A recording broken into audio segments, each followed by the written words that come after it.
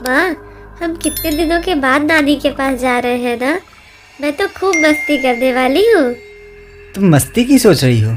मेरे तो पेट में चूहे कूद रहे हैं। जंगल में काफी अंदर जाने के बाद एक ढाबा दिखाई देता है और मिंटू गाड़ी रोक लेता है। ये कैसा ढाबा है जी? मुझे तो बहुत डर लग रहा है। आप लोग बैठो, मैं टॉयलेट होकर आती हूँ। रानी ढाबे के पीछे जाती है और अचानक चीखते हुए वहां से भाग आती है। ढाबे के पीछे कई सारे पक्षियों की हड्डियां पड़ी थी। एक बार मिंटू अपने पूरे परिवार के साथ घूमने जा रहा था। माँ, हम कितने दिनों के बाद नानी के पास जा रहे हैं ना। मैं तो खूब मस्ती करने वाली हूँ। तुम मस्ती की सोच रही हो? मेरे तो पेट में चूहे कूद रहे हैं। गाड़ी सुनसान जंगल से होते हुए सरपट जा रही थी। उस रास्ते पर न तो कोई घर था और न ही कोई दुकान। देखो जी, कोई ढाबा हो तो रोक लो। बच्चों को बहुत भूख लगी है और मैं भी साथ में कुछ नहीं लाई। जंगल में काफी अंदर जाने के बाद एक ढाबा दिखाई देता है और मिंटू गाड़ी रोक लेता है। ये कैसा ढाबा है जी? मुझे तो बहुत डर लग रहा है। तभी ढाबे की मालिक टुनटुनी वहाँ ऑर्डर लेने आती है। बोलिए साहब, क्या खाओगे? तुम्हारे मेन्यू में क्या क्या है? हमारे पास सब कुछ है। मटन कोरमा, मटन हांडी, चिकन कोरमा, चिकन हांडी, मटन शोरमा, चिकन शोरमा और भी बहुत कुछ। आप क्या लेंगे? तुम्हारे पास वेज में कुछ नहीं है? एक बार हमारे यहाँ का गोश्त तो खाइए, आप उंगलियां चाटते रह जाएंगे। ठीक है, जो तुम्हारे यहाँ की फेमस डिश हो ले आओ। ठीक है साहब। और टुनटुनी मुस्कुराते हुए चली गई। रानी को ये सब कुछ अजीब लग रहा था, लेकिन वो कुछ नहीं बोली। आप लोग बैठो, मैं टॉयलेट होकर आती हूँ। रानी ढाबे के पीछे जाती है और अचानक चीखते हुए वहां से भाग आती है। ढाबे के पीछे कई सारे पक्षियों की हड्डियां पड़ी थी। क्या हुआ रानी, तुम ऐसे क्यों भाग आई? रानी मिंटू से सारी बातें बता ही रही थी कि अचानक टुनटुनी वहां आती है। वो अब अपने असली रूप में थी, यानी चुड़ैल के रूप में थी। आखिर तुम लोग को पता लग ही गया। साहब, इस ढाबे पर मटन या चिकन का गोश्त नहीं, बल्कि आप जैसे लोगों का गोश्त मिलता है।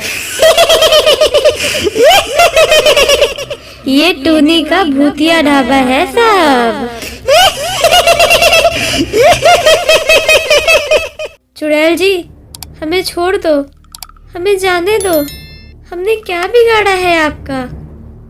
हम तो यहाँ सिर्फ अपना पेट भरने आए थे। मैं भी तो सिर्फ पेट भरने ही आई थी यहाँ।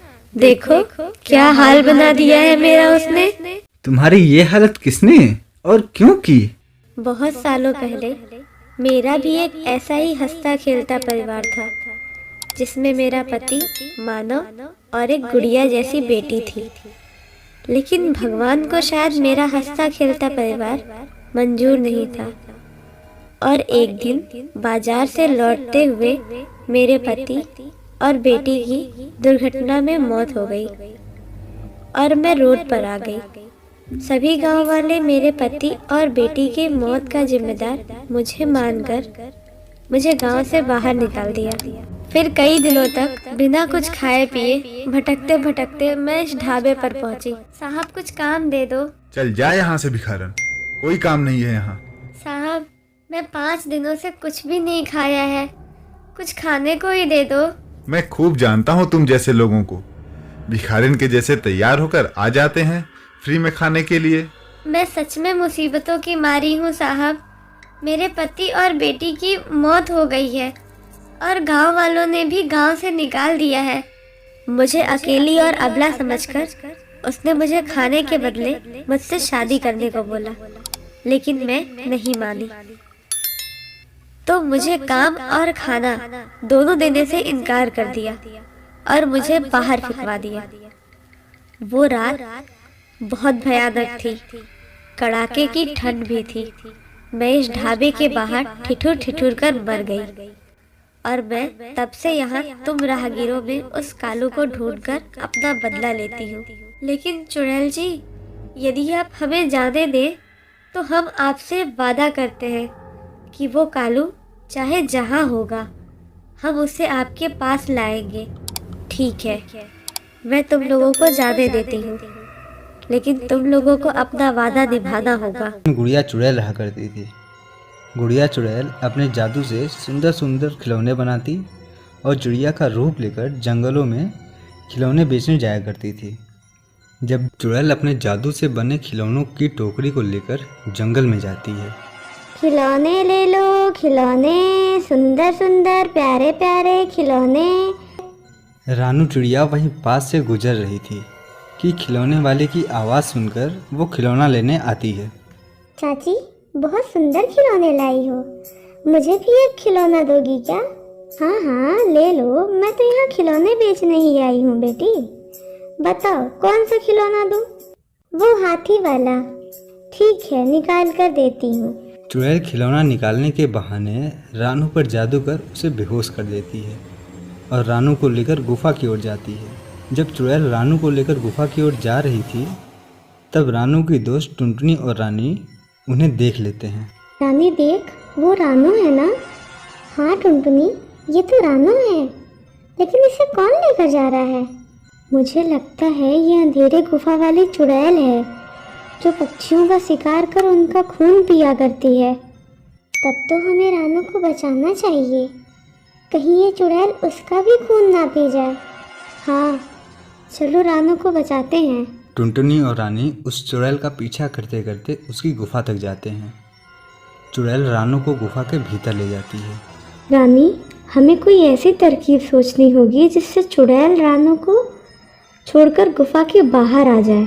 हाँ, मैं किसी पक्षी की आवाज़ निकालती हूँ। रानी पक्षी की आवाज़ निकालती है। अरे वाह, लगता है एक और शिकार आ गया। आज तो पेट भर के खून मिलेगा पीने को। चलो शिकार करते हैं उसका भी। चुड़ैल गुफा से बाहर आकर पक्षी को ढूंढने लगती है और उधर टुनटुनी और रानी चुपके से गुफा में चले जाते हैं।